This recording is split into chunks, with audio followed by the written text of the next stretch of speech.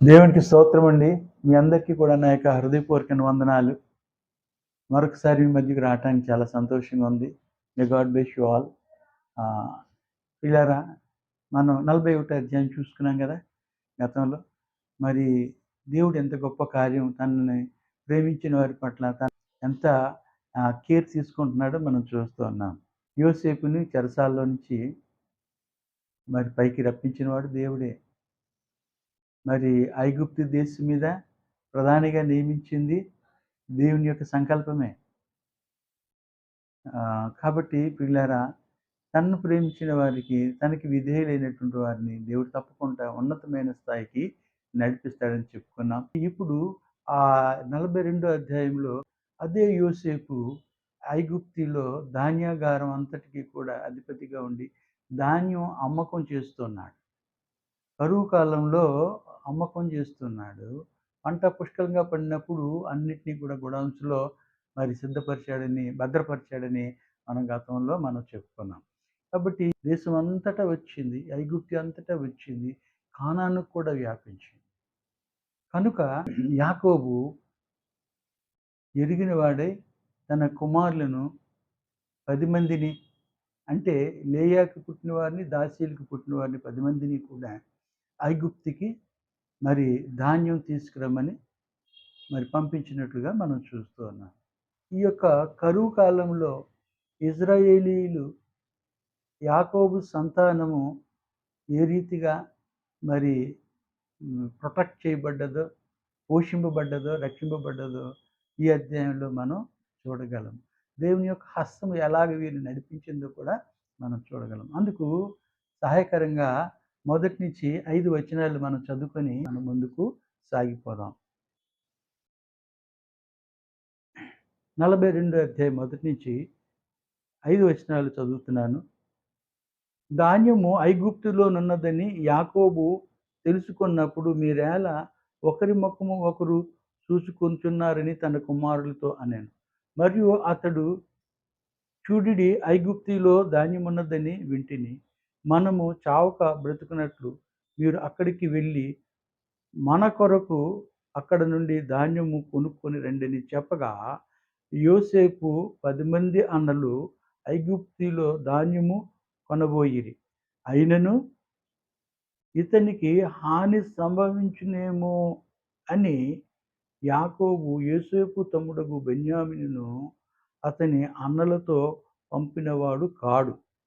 5వ వచనము, కరువు కానాను దేశంలో ఉండెను గనుక ధాన్యము కొనవచ్చిన వారితో కూడా ఇజ్రాయేలు కుమారులు వచ్చిరి అన్నారు. వీళ్ళారా, చాలా సంతోషం. మనం గమనించి చూసినట్లయితే ఇక్కడ కరువు ఈ కానాన్లో ఎందుకు వచ్చింది అని నాకు ఒక డౌట్ వచ్చింది. దానికోసమని కొద్దిగా ఆలోచించినప్పుడు కొంత వివరము సేకరించాను. మీకు కూడా అది ప్రయోజనకరమని నేను ఆశిస్తూ ఉన్నాను. ఇక్కడ మనం చూసినట్లయితే సాధారణంగా ఈ కరువు అనేది కొన్నిసార్లు పరిస్థితులను బట్టి క్రమపరచడానికి కూడా రావచ్చు. యెహోషువ యెరికో గోడను మరి ఏ ఆయుధం లేకుంటే గెలిచాడు. హాయి ఊరి మీదకి వెళ్ళేటప్పుడు ఓడిపోయాడు. ఎందుకు ఓడిపోయారు? ఏ ఆయుధం లేకుండా యెరికో మహాపట్నాన్ని ఓడ్చాడు. వాళ్ళలో ఒక ఆకాన్ చేసిన పొరపాటు కాబట్టి వాళ్ళు ఓడిపోయారు. శిక్ష వచ్చింది.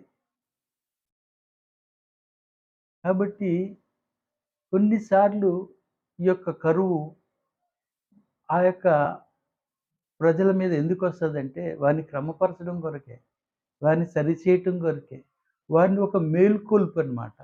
మేల్కొని సరి చేసుకుంటే సరి, లేదంటే చాలా కష్టాల పాలైపోతాం. దావీదు మరి ప్రార్థన చేస్తాడు.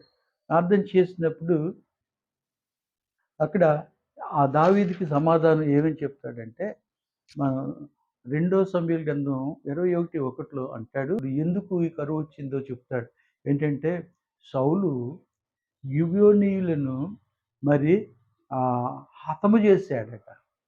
కాబట్టి ఆ కరువు వచ్చింది. అందుచేత వారిని నా దేవుడు ఏమంటాడు, నేను వారిని ఆ! ఆ యొక్క కరువు నేను వారి మీదకి రప్పించి తిని అంటాడు. అలాగే రెండో దినవృత్తాంతాలు 21:12లో చూసినట్లయితే అక్కడ యెహోషాపాతు రాజు చాలా మంచి రాజు. ఈ రాజు యొక్క కుమారుడు యెహోరాము అని యెహోషాపాతు తర్వాత వస్తాడు. వచ్చి ఆయన ఏం చేస్తాడంటే, వారి యొక్క సహోదరులను, అధిపతులను కొంతమందిని మరి హతమార్చేస్తాడు. తర్వాత కొన్నాళ్ళకి దేవుడినే మర్చిపోయి విర్రవీగుతాడు. ఎప్పుడైతే సంపద కలిగిందో, ఆస్తి కలిగిందో మనిషిలో గర్వం, అహంకారం ఎక్కువైపోతుంది. దేవుడిని మర్చిపోయి ప్రవర్తిస్తూ ఉంటాడు. అలాంటప్పుడు దేవుడు చూసి చూసి గట్టిగా ఒకటి దెబ్బ వేస్తాడన్న సంగతి మర్చిపోకూడదు. 10వ వచనంలో అంటాడు, యెహోరాము తాను పితరుల దేవుడైన యెహోవాను విసర్జించినందున కరువొచ్చిందంటాడు. యెహోవాను విసర్జించినందున కరువొచ్చిందంటాడు. అంతేకాకుండా అక్కడ యెరూషలేము కాపురస్తులు దేవుని విసర్జించినట్లు చేసెను. యూదా వారిని విగ్రహపు పూజకు లోపరిచెను అన్నాడు. విగ్రహారాధనకి వారిని అలవాటు చేసేసాడు. లోబర్చాడు అంటాడు.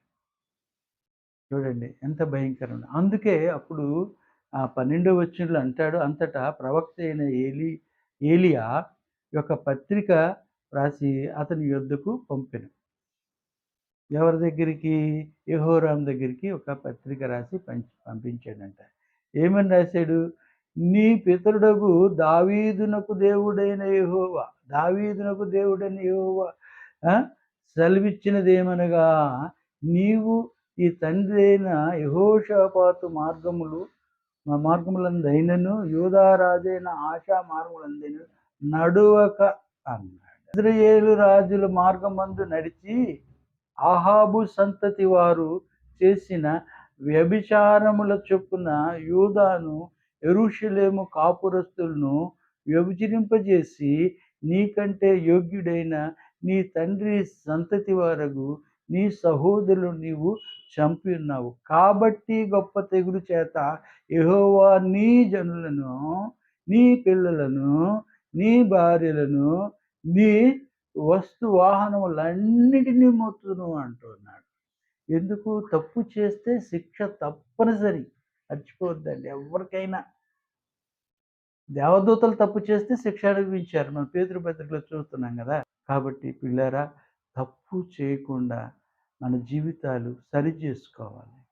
దేవుడు మనకి ఆయుష్కాలం 10 సార్లు ఎందుకు చెప్తున్నానంటే, మనకి దేవుడు has given a sufficient time to rectify our self.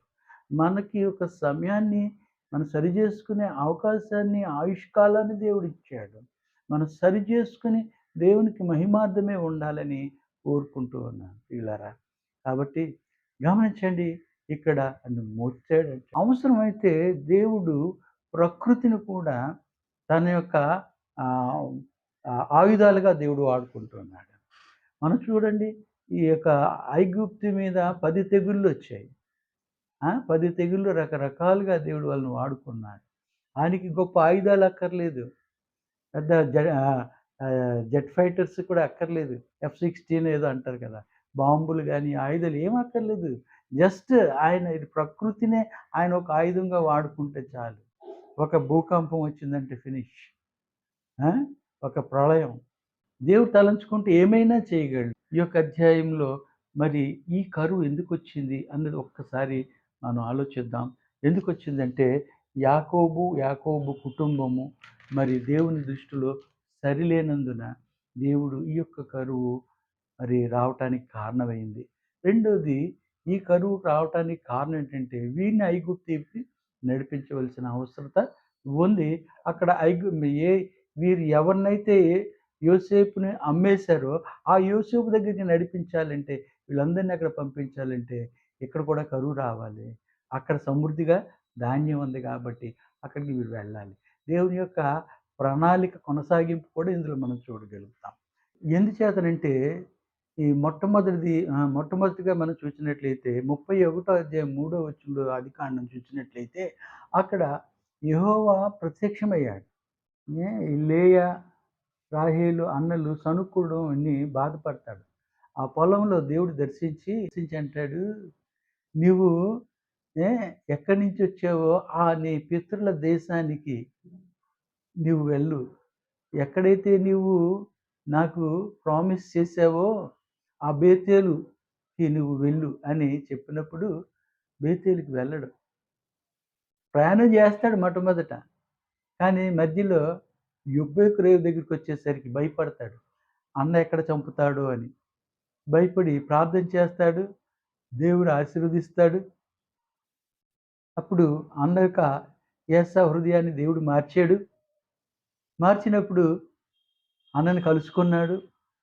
7 మార్లు వంగి నమస్కారం చేశాడు. ఇద్దరు కౌగిలించుకున్నారు. ముద్దు పెట్టుకున్నారు. ఏడ్చారు. ఏడ్చిన తర్వాత 12వ వచనంలో అంటాడు, ఏశావు అంటాడు, "నాయనా చాన్నాళ్ళయిందిరా తమ్ముడు, రా మరి మన దగ్గర ఇంటికి పోదాం రమ్మంటే." అప్పుడు అంటాడు గదా! "నా మందల్లో కొన్ని పాలిచ్చేవి ఉన్నాయి. వాటిని నేను నడిపించుకొని రావాలంటే అవి కష్టం కాబట్టి నెమ్మదిగా వాటిని నడిపించుకొని నేను వస్తాను ఎనకాల నెమ్మదిగా" అని చెప్తాడు. మొట్టమొదట దేవుడు అన్న చోటికి వెళ్ళాలి కదా! ఆ మార్గంలో ఉన్నాడు. ఫస్ట్ ఏం చేశాడు? తండ్రి అన్నకి మాటిచ్చాడు. కానీ ఎక్కడికెళ్ళాడు? సుక్కోతుకెళ్ళాడు. అక్కడ దేవుడు ఏమన్నాడు? "నీ పితరుల దేశానికి" అన్నాడు. నువ్వు పితరుల దేశానికి వెళ్ళాలిగా. వెళ్ళడం మానేసి అన్నతో పాటు వెళ్ళాలి గదా! అక్కడ దేవుని యొక్క ఆజ్ఞను మీరాడు. రెండోది, అన్నకు మోసం చేసి సుక్కోతుకెళ్ళాడు. సుక్కోతు నుంచి ఎక్కడికెళ్ళాడు? మనం మూడోదిగా చూసినట్లయితే షెకెంకెళ్ళాడు. పిల్లారా గమనించి చూసినట్లయితే షెకెంలో ఏం జరిగింది? తన కుమార్తె దీనా ద్వారా ఆ షెకెంలో ఉన్న వారందరినీ కూడా మరి లేవీను, ఆహ్, షిమ్యోను ఈళ్ళేం చేశారు? వారందరినీ కూడా హత సమూహమైన హత్యలు చేశారు. మిగతా 80 ఎళ్లి వారిని దోచుకున్నారు. స్త్రీలను చెరబెట్టుకొని పోయారు. ఎంత ఘోరం అక్కడ యాకోబు ఈ షెకెంకి రాబట్టి కదా! అక్కడ ఆ యొక్క అన్యుల ప్రాంతంలో ఉండబట్టి కదా! ఆ ప్రజల మధ్య ఉండబట్టి కదా ఇదంతా జరిగింది. కుమారులు 10 మంది కూడా అక్కడ తప్పు చేశారు. ఇద్దరెళ్లి వాళ్ళు చంపేశారు. మిగతా వాళ్ళెళ్లి దోచుకున్నారు. స్త్రీలను చెరబెట్టుకొని పోయారు. ఇక్కడ యాకోబు తప్పు చేశాడు. కుమారులు కూడా తప్పు చేశారు. మరొక విషయం మనం చూసినట్లయితే ప్రియులారా, మరి వారి పెద్ద కుమారుడైన రూబేను తండ్రి భార్య అయిన బిల్హాతో పోయాడు. ఎంత ఘోరం చూడండి. అన్నిట్లో కూడా ఇలా జరగదు అంటారు. కాబట్టి తప్పు చేశాడు. ఏ రూబేను పెద్ద కుమారుడు. నాలుగవ వాడు మనం చూసినట్లయితే యూదా కానాను స్త్రీని వివాహం చేసుకున్నాడు. కానాను స్త్రీని వివాహం ఎందుకు చేసుకున్నాడు? అలా చేసుకోవచ్చునా? విశ్వాసకి అవిశ్వాసతో పొత్తెక్కడిది అంటాడు కదా! కాబట్టి ఆళ్ళు ముత్తాత అయిన అబ్రహాం అంటాడు ఇస్సాక్‌కి, "ఈ కానాను స్త్రీలలో ఎవరిని చేయక" అన్నాడు. నా పితరుల వద్దకు వెళ్ళమని ఎలియాజరుతో చెప్పాడు. అక్కడ అబ్రహాం కూడా కానాను స్త్రీలు వద్దన్నాడు. తర్వాత ఇస్సాకు కూడా 28వ అధ్యాయం మొదటి వచనంలో చూసినట్టయితే అక్కడ ఏమంటాడు? "ఈ కానాను స్త్రీలలో ఎవరిని చేసుకోవద్దు. నీ తల్లి సహోదరుని లాబాను దగ్గరికి వెళ్ళిపోమన్నాడు." కాబట్టి పిల్లారా గమనించండి. ఇన్ని విషయాలు చెప్పినా సరే ఆయన ఏం చేశాడంటే కానాను స్త్రీని వివాహం చేసుకున్నట్లుగా అక్కడ పాపం చేశాడు. తర్వాత తామారుతో వెళ్ళినట్లుగా మనం చూస్తూ ఉన్నాం. కాబట్టి ఈ పాపాలన్నీ దేవుడికి పైనుంచి గమనిస్తూ ఉన్నాడు. మనం అనుకుంటాము ఎవరు చూడట్లేదులే, ఏం పర్వాలేదులే నువ్వు అనుకుంటున్నావేమో. లేదు లేదు. దేవుడు పైనుంచి అంతా కూడా చూస్తున్నాడు. ఆయన గమనిస్తూ ఉన్నాడు. ఏ ఏడోదిగా మరి చివరిగా చూసినట్లయితే యాకోబు పక్షపాతం కలిగిన వాడిగా కనబడుతూ ఉన్నాడు. ఈ 10 మందిని పంపించాడు. కానీ బెన్యామీని పంపించలేదు. ఈ దేశం నుంచి ఇంకో దేశానికి వెళ్ళాలంటే ఎంతో రిస్క్‌తో కూడుకున్నది కదా! మనకి పాస్‌పోర్ట్ లేకుండా, వీసా లేకుండా ఇంకో దేశానికి మనం వెళ్ళలేం. అటువంటిది వీళ్ళు పంపించినప్పుడు వారు బంధిస్తారు. పరాయి దేశం నుంచి వచ్చినోళ్ళని బంధిస్తారు. శిక్షకి పాత్రులు. సరైన రీజన్ లేకపోతే ఏమన్నా చేయగలుగుతారు. ప్రస్తుతం జరుగుతుంది కదా! కాబట్టి ఆ రిస్క్ వాళ్ళని పంపించాడు. ఎంత రిస్క్ అండి. బెన్యామీని పంపించలేదు. అక్కడ పక్షపాతం గదా! అలాగే మనం గమనించి చూసినట్లయితే యోసేపుకు రంగుల అంగీని ఇచ్చాడు. అది చూసి మిగతా వారికి అన్నలకి ఏమొచ్చింది? అసూయ కలిగింది. కోపం వచ్చింది. పగ కలిగింది. కాబట్టి ఆఖరికి ఆహ్, తమ్ముడిని, తోబుట్టువుని చంపడానికి ప్రయత్నం చేశారు. అమ్మేశారనుకోండి మంచిదే. ఏ కాబట్టి ఈయన చూపిన ఈ పక్షపాతం వలన వారికి కోపాలొచ్చాయి. కాబట్టి యాకోబుకున్న పక్షపాతం పోవాలి. ఈ అధ్యాయం అదే. అందుచేత వీరిని, కుటుంబాన్ని, పిల్లల్ని క్రమపరచడం కొరకే కరువు వచ్చి ఉంటుంది అని నేను మూడోది చూసినట్లయితే ఈ ఈ యొక్క యోసేపుకొచ్చిన కల కూడా ఫుల్‌ఫిల్ అవ్వాలి. కాబట్టి వారు మరి ఐగుప్తులో ఉన్నాడు యోసేపు. కాబట్టి ఐగుప్తుకి వెళ్ళాలి. వెళ్ళాలంటే ఆ కరువు ఇక్కడ రావాలి. ఎందుకంటే అక్కడ ధాన్యం సమృద్ధిగా ఉంది. కాబట్టి కరువొచ్చిందని నేను కాబట్టి తప్పు చేస్తే శిక్ష తప్పదు. కాబట్టి ప్రియులారా మనం గమనించి చూసాం. అందుకే మనం 2 సమూయేలు 21:1లో మనం చూసాం. మరి దావీదు ప్రార్థన చేస్తాడు. ఎందుకు నాయనా ఈ కరువు వచ్చిందంటే సౌలు గిబియోనీయులను హతమార్చాడు. అందుమూలాన ఈ యొక్క కరువు వచ్చిందని. అంటే పాపం చేస్తే, తప్పు చేస్తే శిక్ష తప్పనిసరి అని అక్కడ తెలియజేస్తూ ఉన్నాడు. కరువొచ్చింది. కరువు ద్వారా దేవుడు శిక్షిస్తాడు. ప్రకృతిలోనున్న పంచభూతాలను కూడా ఆయన ఆయుధాలుగా వాడుకోవటానికి ఆయన సమర్థుడు, సర్వశక్తిమంతుడు కాబట్టి. అలాగే మనం గమనించి చూసాం ఇందాకలా చూసుకున్నాం కదండీ! దినవృత్తాంతాలు, రెండో దినవృత్తాంతాలు 21:12లో చూసినప్పుడు యెహోరాము చేసిన తప్పులన్నీ కూడా ఏ అన్నలను చంపేస్తాడు, అధిపతులను చంపేస్తాడు, తర్వాతేమో దేవుని విసర్జిస్తాడు. ఆ ప్రజలందరినీ కూడా విగ్రహారాధనకి నడిపిస్తాడు. ఆ విషయం మనం చూసుకున్నాం కదండీ! కాబట్టి ప్రియులారా అందుకే వారి మీదకంటే వారి మీద, వారి బిడ్డల మీద, భార్యల మీద, సమస్త వస్తు సామగ్రి మీద కూడా ఆ! గొప్ప తెగులు రప్పిస్తానని చెప్తూ ఉన్నాడు. కాబట్టి ప్రియులారా తప్పు చేస్తే శిక్ష తప్పదు. శిక్ష అన్నది ఈ లోకంలోనే మనకి జరుగుతుంది. పరలోకంలో పనిష్మెంట్స్ ఉండవు, శిక్షలు ఉండవు. కాబట్టి ఇక్కడే అవన్నీ ఉంటాయి గనుక ఈ యొక్క మరి కరెక్టే. కానీ మరి ఆ శిక్ష నువ్వు అనుభవించాలి. తప్పు చేస్తే తప్పకుండా you have to accept it. సరి చేసుకోవాలి. శిక్ష అనుభవించాలి. తప్పుకి శిక్ష అనుభవించాలి. అదే సమయంలో సరి చేసుకోవాలి. కాబట్టి అప్పుడు మనకి అదే పరలోకానికి దేవుడు అనుమతిస్తాడు. అంతే తప్ప మనం పాపం చేసుకుంటూ కంటిన్యూ అయిపోదాం అనుకుంటే దేవుడు అంగీకరించడు. మరొక మాట మీకు గుర్తు చేయాలని ఆశపడుతున్నాను. ఈ కీర్తన 105లో ఈ యొక్క వృత్తాంతం అంతా కూడా రాయబడింది. అందులో మరి సమయాన్ని బట్టి 2 మాటలు 16వ వచనంలో అంటాడు. దేశము మీదకి కరువు దేవుడే రప్పించును అంటాడు. తర్వాత 24వ వచనంలో చూసినట్లయితే సంతానం అభివృద్ధి చెందుటకు వారిని ఐగుప్తుకి నడిపించాడంటాడు. అందుచేత ఆ కరువు వచ్చింది. వారు అక్కడికి వెళ్ళినట్లుగా మనం చూస్తున్నాం. ప్రియులారా మరి 6వ వచనం మనం చూసినట్లయితే కరువు కానాను దేశంలో ఉండెను గనుక ధాన్యము కొనవచ్చిన వారితో కూడా ఇశ్రాయేలు కుమారులు వచ్చిరి అన్నాడు. అక్కడికి సరిపోయింది కదండీ! 6వ వచనంలో చూసినట్లయితే వాళ్ళు ఏం చేస్తున్నారు? ఏ అప్పుడు యోసేపు ఆ దేశమంతటి మీద అధికారి అయి ఉండెను. అతడే ఆ దేశపు ప్రజలందరికీ ధాన్యం అమ్మకము చేయువాడు గనుక యోసేపు సహోదరులు వచ్చి ముఖములు నేలను మోపి అతనికి వందనము చేసిరి. అంటే సాష్టాంగ నమస్కారం చేశారండి. ఈ 10 మంది కూడా. ఏదైతే ఆయన కలగన్నాడో నా పన నిలబడుతుంది. మీ పనులన్నీ నాకు సాష్టాంగపడతాయని చెప్పాడు. అది ఇక్కడ ఫుల్‌ఫిల్ అయింది. కదండీ! కాబట్టి ఏ మనం గమనించవలసిందేంటంటే దేవుడు వాళ్ళని రప్పించాడు. కదండీ!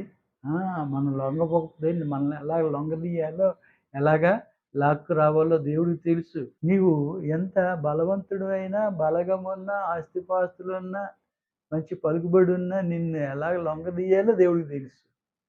కాబట్టి వీళ్ళు లొంగదీశాడు. వచ్చి సాష్టాంగపడ్డారా లేదా? సాష్టాంగపడ్డారు. కాబట్టి ప్రియులారా, తర్వాత మనం చూసినట్లయితే ఏ 7వ వచనంలో యోసేపు తన సహోదరులను చూచి వారిని గుర్తుపట్టి వారికి అన్యుని వలె కనబడి వారితో కఠినముగా మాట్లాడి మీరెక్కడి నుండి వచ్చితిరని అడిగాను. అందుకు వారు ఆహారము కొనుటకు కానాను దేశం నుండి వచ్చితిమనిరి. 8వ వచనం యోసేపు తన సహోదరులను గుర్తుపట్టెను గాని వారు అతన్ని గుర్తుపట్టలేదు. 7, 8 వచనాల్లో చూసినట్లయితే యోసేపు నమ్మివేశారు. సుమారుగా ఒక 20 ఇయర్స్ ఎంతో కాలం గడిచిపోయింది. ఎదిగాడు, బలం పొందుకున్నాడు, పుష్టిగా ఉన్నాడు. ఆ దేశానికి అధిపతి గనుక ఆ యొక్క వస్త్రధారణ వేరు. ఇక్కడికి వీళ్ళు ఇజ్రాయేలీలకి గడ్డాలయి ఉన్నాయి, వాళ్ళకి గడ్డాలయి ఏం లేవు, మరి ఉండవు. అంతేకాదు భాష వేరు, అన్నీ కూడా వేరు కాబట్టి వారు పోల్చుకోలేకపోయారు. కానీ యోసేపు ఈయన పోల్చుకోగలిగాడు. అయినా సరే ఒక అన్యుడిలా ప్రవర్తించాడు. అంటే ఎరగని వాడిలాగా ప్రవర్తించాడు. వాళ్ళ దగ్గర కఠినంగా ప్రవర్తించాడు. ఆ మాట మనం చూద్దాం. 9వ వచనంలో యోసేపు వారిని గూర్చి తాను కనిన కలలు జ్ఞాపకము చేసుకుని మీరు వేగుల వారు ఈ దేశము గుట్టు తెలుసుకొన వచ్చితిరని వారితో అనగా అన్నారు. మీరు వేగుల వారై ఉన్నారు, ఈ దేశానికి స్పై అయి వచ్చారు, మీరు మా గుట్టు రట్టు పట్టుకెళ్ళాలి మీరు చూస్తున్నారు అని గట్టిగా తెలుసు. కానీ కావాలని బెదిరించాడు. బెదిరించి ఏమంటున్నాడు చూడండి. 10వ వచనంలో వారేమంటున్నారు? లేదు ప్రభువా అన్నారు. ఇప్పుడు ఎలా ఏమంటున్నారు? ప్రభువా అంటున్నారు. అంటే వాళ్ళు సాష్టాంగపడ్డారు. ఇప్పుడు ప్రభువా అంటూ ఉన్నారు. లేదు ప్రభువా అంటూ నీ దాసులమైన మేము ఆహారం కొంటుకే వచ్చితిమి, మేము వేగు చూడడానికి లేదు, వీఆర్ నాట్ స్పైస్ అంటారు. కాబట్టి మేమందరము ఒక మనుష్యుని కుమారులము, అంటే ఒక మనుష్యుని కుమారులు, కానాను నుంచి వచ్చాము, మేము ఒక మనుష్యుని కుమారులము అని చెప్పి మేము యథార్థవంతులమే కానీ నీ దాసులమైన మేము వేగుల వారము కామని అతనితో చెప్పిరి. 12వ వచనంలో అంటాడు అతడు లేదు ఈ దేశము గుట్టు తెలుసుకున్నట్టుగా వచ్చితిరని వారితో అని మళ్ళా ఆ మాట అన్నాడు. అందుకు వారు నీ దాసులమైన మేము 12 మంది సహోదరులము కానాను దేశములో నున్న ఒక మనుషుని కుమారులము, ఇదిగో కనిష్ఠుడు నేడు మా తండ్రి యొద్ద ఉన్నాడు, అంటే బెన్యామీన్. ఒకడు లేడు, ఒకడు లేడు అంటే చనిపోయాడని చెప్పట్లేదు, లేడు అన్నాడు. అంటే అమ్మేశారు కదా. యాకోబుతో ఏం చెప్పారు? చనిపోయాడని చెప్పారు. ఇక్కడ ఏం చెప్తాడు? లేడు అని చెప్తున్నారు. అబద్ధం ఆడుతూ ఉన్నారు. లేడు అని చెప్పారు. అప్పుడు చూడండి, ఉత్తరం ఇచ్చిరి. అయితే 14 అంటారు, అయితే యోసేపు మీరు వేగుల వారని నేను మీతో చెప్పిన మాట నిజమే, అంటే మీరు ఆ దేశం వాళ్ళు కాబట్టి ఈ దేశానికి వచ్చారు, ఇది నిజమే. 15వ వచనంలో చూసినట్లయితే దీనివలన మీ నిజము తెలియబడును, పరో జీవముతోడు మీ తమ్ముడు ఇక్కడికి వచ్చితేనే కానీ మీరు ఇక్కడ నుండి వెళ్ళకూడదు అంటాడు. దీనివల్ల అంటే మీ తమ్ముడు ఇక్కడికి వస్తే దీని పట్ల మీరు చెప్పింది నిజమని రూఢి అవుతుంది అని చెప్తున్నాడు. ఇక్కడ ఏంటి? యోసేపు గుర్తుపెట్టాడు. 10 మంది అన్నలు వచ్చారు, కడసారి వారు తన తల్లికి పుట్టినడు వాడు, తమ్ముడు ఒక తల్లికి పుట్టినటువంటి వాడు కాబట్టి ఆ ప్రేమ ఆ యొక్క బెంజమిన్ని ఎలాగైనా రప్పించుకోవాలని ఆలోచనతో ఈ మాటలు పలికాడు. చూడండి, వారు జీవముతోడు మీ తమ్ముడు ఇక్కడికి వచ్చితేనే కానీ మీరు ఇక్కడ నుండి వెళ్ళకూడదు. పరదేశానికి వెళ్తే బంధించేస్తారు. మీరు అన్నట్టుగా మీది నిజమైన కాదు, మీ తమ్ముడిని తీసుకొస్తే నేను విడిచిపెడతాను అన్నాడు. ఒక ప్రూఫ్ ఉండాలి కదా. కాబట్టి అడిగాడు. అంటే చూడండి, 16వ వచనంలో మీ తమ్ముని తీసుకుని వచ్చుటకు మీలో ఒకరిని పంపుడి, అయితే మీరు బంధింపబడి యుందురు. అట్లు మీలో సత్యమున్నదో లేదో మీ మాటలు శోధింపబడును. లేని ఎడల ఫరో జీవముతోడు మీరు వేగుల వారని చెప్పి వారిని 3 దినములు చెరసాలలో వేయించెను అన్నాడు. వాళ్ళని కొద్దిగా బెదిరిస్తున్నాడు. భయపెడుతూ ఉన్నాడు. సత్యాన్ని తీసుకోవటానికి వాళ్ళల్లో ఆ భయము, భీతి కలిగి ఇప్పటికన్నా వారు చేసిన పొరపాటుకి, వారు చేసిన అక్రమాలకి, అన్యాయాలకి వాళ్ళు పశ్చాత్తాపడతారేమో, వాళ్ళు మార్పు పొందుతారేమో అని చూస్తున్నాడు. అక్కడ వారిని కఠినంగా మాట్లాడుతూ ఉన్నాడు. చెరసాలలో వేయించాడు. 3 దినాలున్నారు. పాపం మనసు బాధ కలిగి ఉండొచ్చు. 13 అంటాడు, 3వ దినమున యోసేపు వారిని చూచి, నేను దేవునికి భయపడు వాడను, మీరు బ్రతుకున్నట్లు దీని చేయుడి. అంటే జరగబోయేది చెప్తున్నాడు. మీరు యథార్థవంతులైతిరా, మీ సహోదరులో ఒకడు ఈ చెరసాలలో బంధింపవలెను. మీరు వెళ్ళి మీ కుటుంబముల కరువు తీరుటకు ధాన్యము తీసుకుని పోవుడి.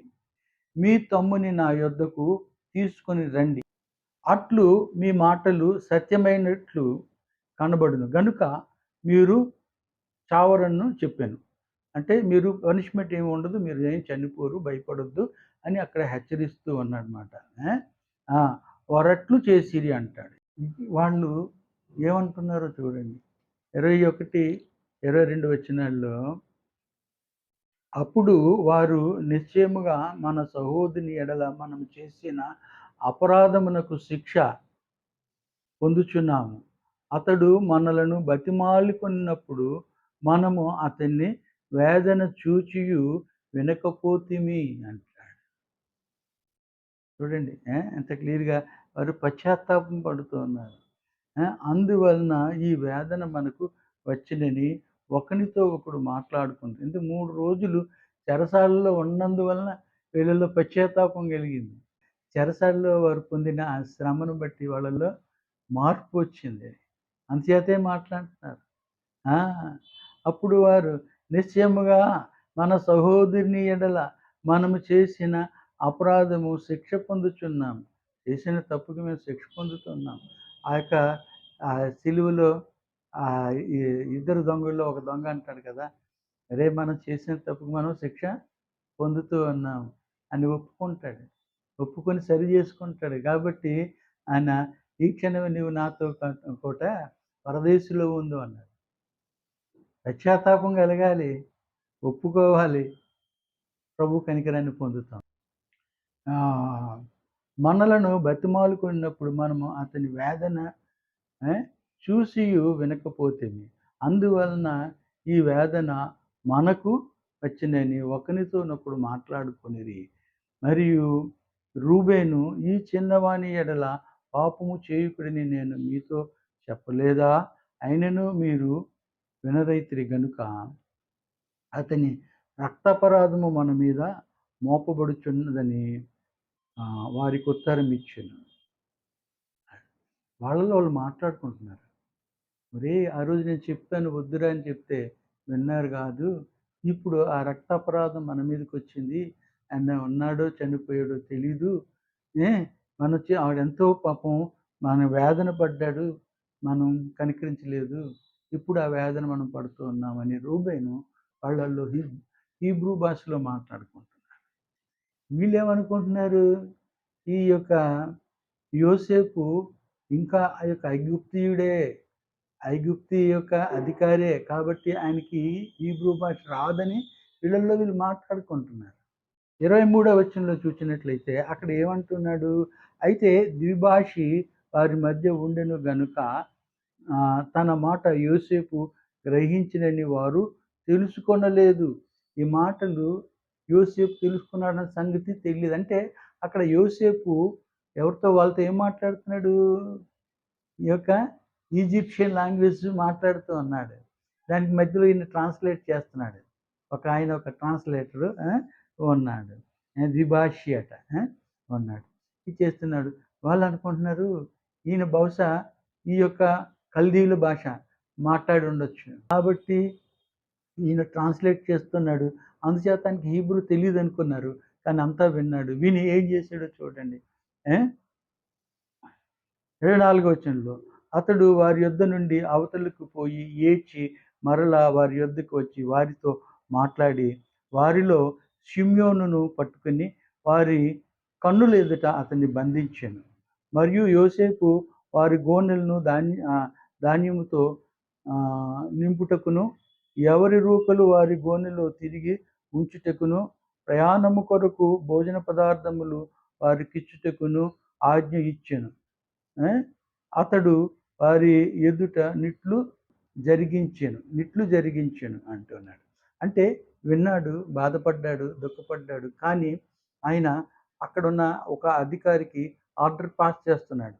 ఆ యొక్క గోనె సంచుల్లో నిండా మీరు ధాన్యం వేయండి, వారి రోకలు వారికి పెట్టండి, ప్రయాణంలో వారికి సరిపోయిన ఆహారం కూడా సిద్ధపరచండి. అంటే వారు ఎటువంటి ఇబ్బంది పడకుండా తండ్రికి కావాల్సిన, తమ్ముడికి కావాల్సిన ఆహారం అంతా పంపిస్తూ అంటున్నాడు, ఇదిగో షిమ్యోని నా దగ్గర నేను పెట్టుకుంటున్నాను, కుదువ అంటాం కదా, జామీనుగా పెట్టుకుంటున్నాను, మీరు వెళ్ళి మరి కనిష్ఠుడిని తీసుకురండి అని చెప్తాడు. చెప్పేసి వారికి అన్ని సౌకర్యాలు చేసి పంపిస్తాడు. పంపించినప్పుడు చూడండి పిల్లరా, ఇక్కడ అన్నదమ్ముడే ఉన్నతమైన స్థాయిలో ఉన్నాడు. కానీ అన్నల్ని మాత్రం ఏమాత్రము కూడా వారు ఈ యొక్క కరువు భారంలో పడకుండా ఉండటం కొరకు కావలసిన విధంగా అంతా ఆయన సౌలభ్యంగా సమకూర్చి పంపించడంలో ఆయనకున్న ప్రేమ, ఆయనకున్న కన్సర్న్ చూడండి. అన్నదమ్ముల్లో ఐక్యత ఉందా ఈ మధ్య? ఒకడు ఉన్నత స్థాయికి వస్తే రెండోవాడిని అసలు నా తమ్ముడని చెప్పుకోవడానికి కూడా సిగ్గుపడతారు, చెప్పుకోరు. కష్టంలో ఉంటే సహాయం చేయరు. నాది నాకే సరిపోవట్లేదు, పిల్లల్ని చదివించుకోవాలా, పెళ్ళిళ్ళు చేయాలా అని చెప్పేవాళ్ళే ఉన్నారు. కానీ కష్టంలో ఉన్నాడు కదా, తోడబుట్టినోడు కదా, సహాయం చేద్దాం అనేవాళ్ళు కొద్దిమందే, లేరని కాదు. ఈ యొక్క సహోదర ప్రేమ వారి మధ్య ఉండట్లేదు. ఆ కుటుంబ వ్యవస్థ పటిష్టంగా ఉండలేకపోతుంది. కారణం ఏంటంటే వాళ్ళల్లో ప్రేమ, అభిమానాలు, ఆ యొక్క రక్త సంబంధం, ఆ బంధం సరైంది కాక అలా జరుగుతోంది.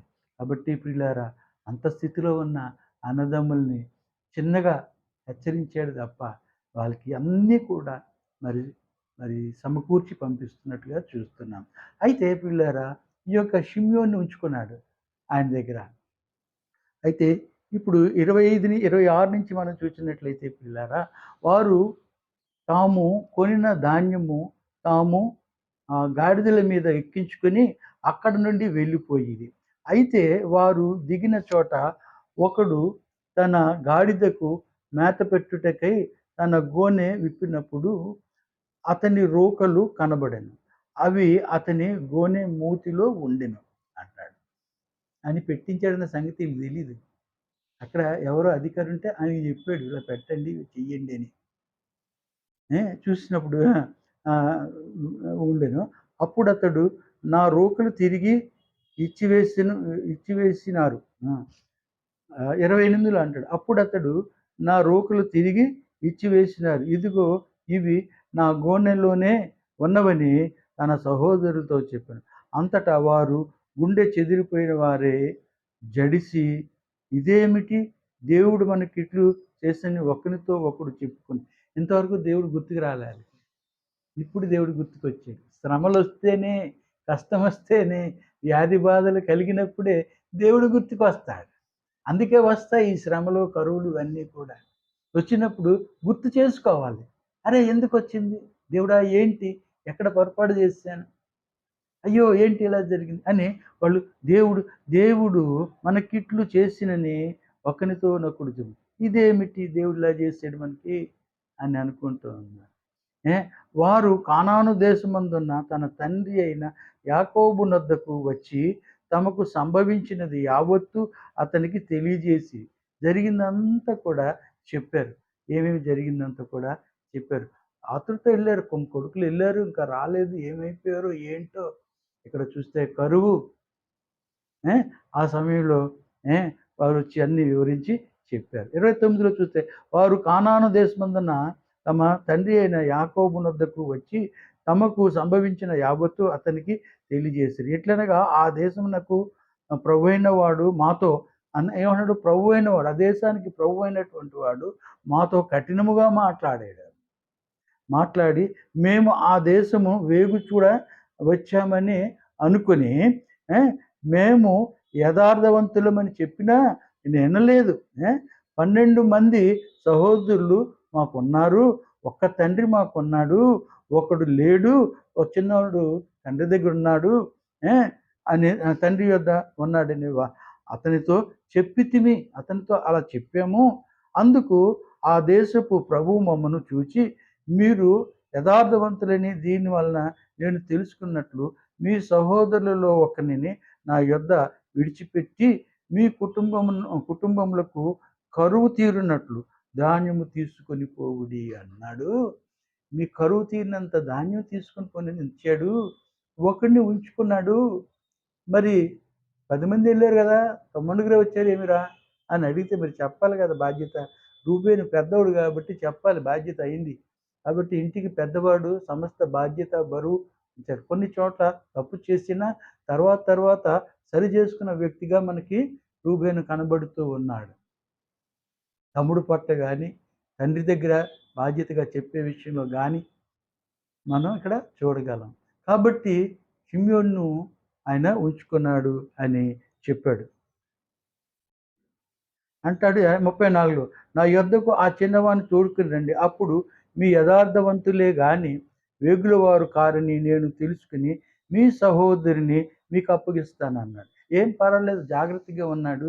ఈ మన బెన్యామీన్ని తీసుకెళ్తే తప్పకుండా తిరిగి షిమ్యోను కూడా పంపిస్తాడు అని తండ్రిని బతిమాలుకుంటూ ఉన్నాడు.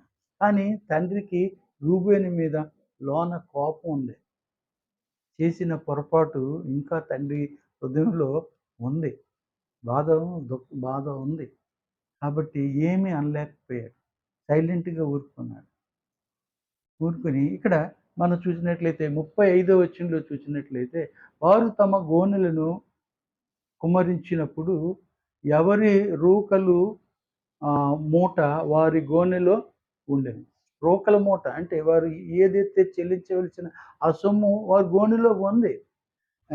వారును వారి తండ్రియును ఆ రూకలు మూటలు చూచి భయపడిరి. అంటే ఎవరిది సంచుల్లో వాళ్ళు ఏదో కొనుక్కోవడానికి వెళ్ళారో ఆ యొక్క సొమ్ము తిరిగి వారి మూటల్లో ఉంది. అయినా ఆయన ఇదేంటి ఈ పని ఇలా జరిగింది, వాళ్ళు ముందే భయపడ్డారు. ఏమంటున్నారు 28లో అంటారు కదా, వారి గుండెలు చెదిరిపోయిన వారి జడిసి ఇదేమిటి దేవుడు మనకిట్లు చేసినని ఒకనితో ఉన్నప్పుడు చెప్పుకున్నారు. తండ్రి కూడా ఆశ్చర్యపోయాడు.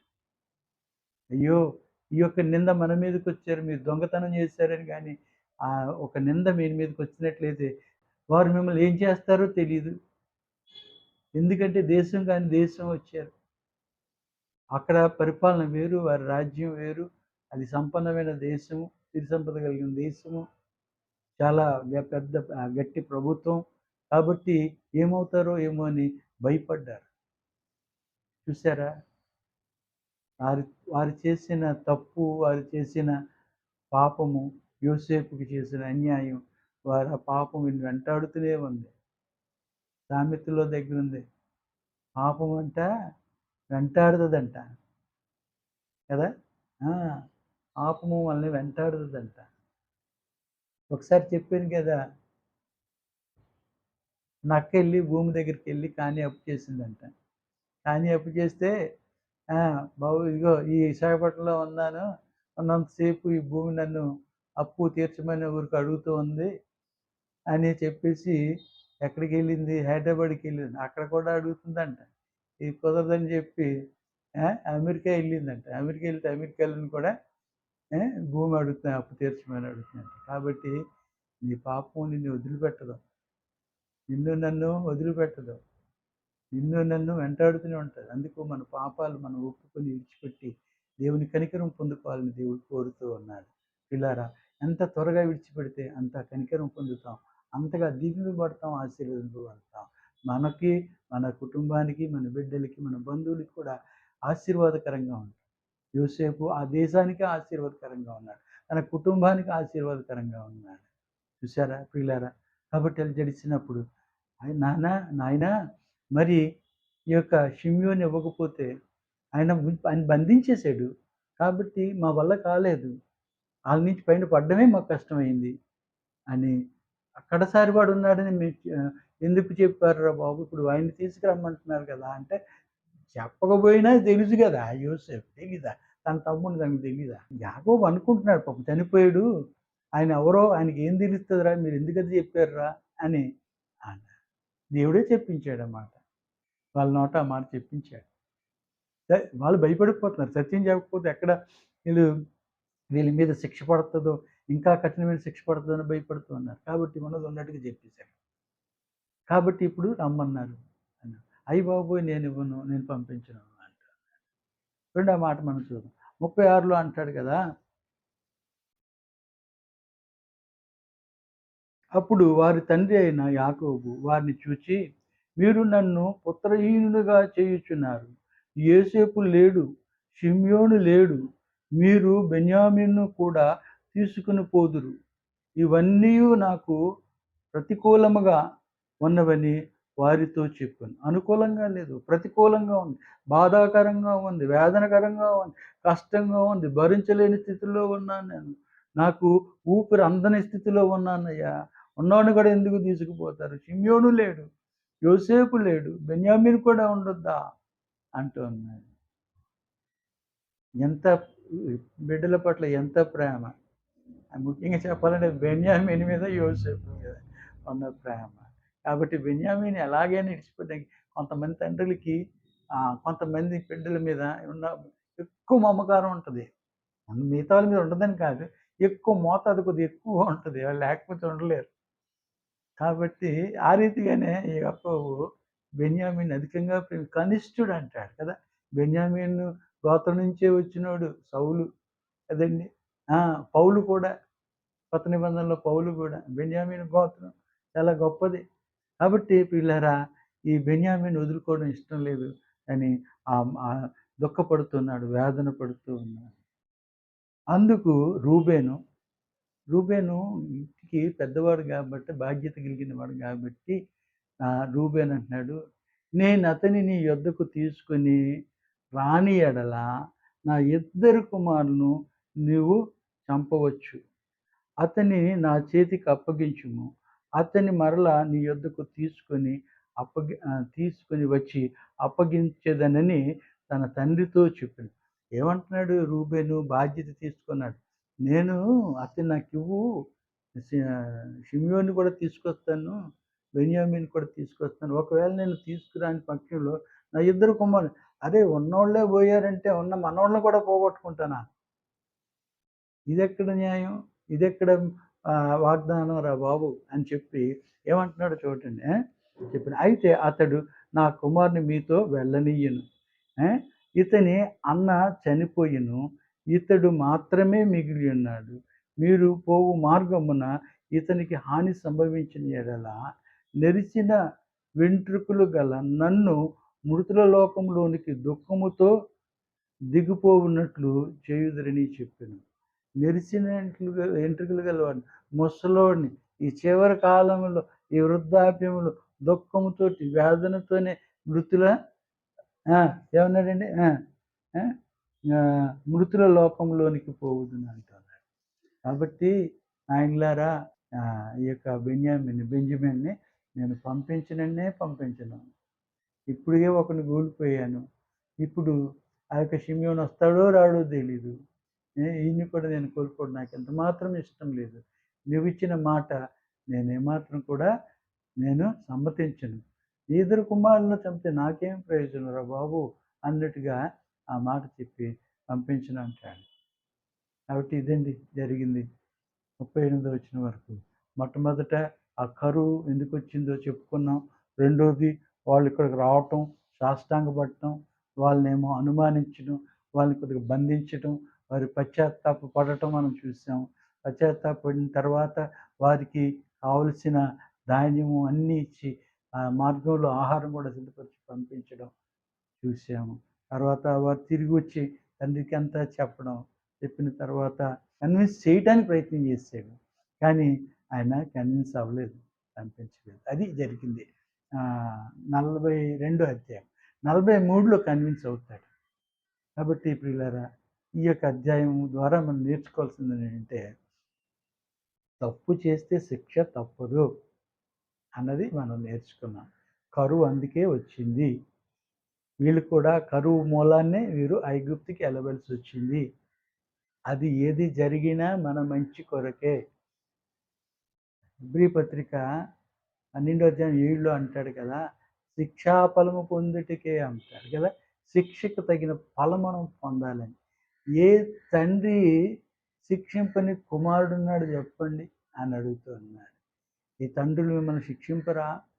కాబట్టి శిక్షా ఫలము పొందుటకే, మిమ్మల్ని సరిచేయుటకే, మిమ్మల్ని మిమ్మలను మరి ఉన్నతమైన స్థితికి రప్పించుట కొరకే, మీరు దీవెనకరంగా దేవుళ్ళు పొందుకోవటానికి యోగ్యులుగా ఉండటం కొరకే దేవుడు కొన్నిసార్లు మనకి శిక్ష, ఈ యొక్క శ్రమలు, ఈ యొక్క ఇబ్బందులు కలుగజేస్తారు. అంత మాత్రాన కృంగిపోవద్దు. దేవుని సన్నిధికి వెళ్ళి ప్రార్థన చేసినట్లయితే, మన తప్పులు సరి చేసుకున్నట్లయితే తప్పకుండా దేవుడు కనికరించే దేవుడు, కృప చూపించే దేవుడు, ప్రేమ కలిగిన దేవుడు కనుక ఆయన క్షమిస్తాడు. కాకపోతే మనం ఒప్పుకోవాలి. మనం మన తప్పులు సరి చేసుకోవాలి సమయం ఉంటుండగా. కాబట్టి అదే సమయంలో ఆయన నీతి కలిగిన న్యాయాధిపతి అని చెప్పుకున్నాం.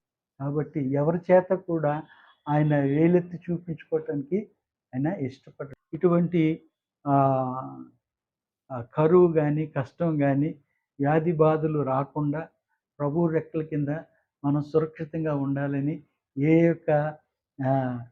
యొక్క కరువు రాకుండా, దేంట్లోని లోటు లేకుండా, యెహోవా నా కాపరి నాకు లేమి కలుగదు అన్నట్లుగా ఆయన రెక్కల కింద సురక్షితంగా ఉండాలని మనసారా కోరుకుంటూ సెలవు తీసుకుంటున్నాను. May God bless you all. Thank you very much.